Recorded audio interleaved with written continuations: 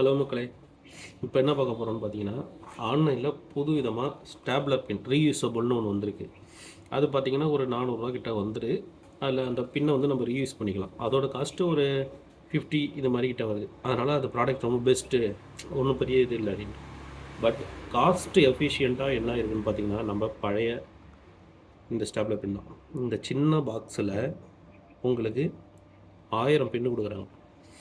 எப்படி இதுக்குள்ளே 1000 இருக்கும் அப்படின்ற டவுட் எனக்கும் வந்தது.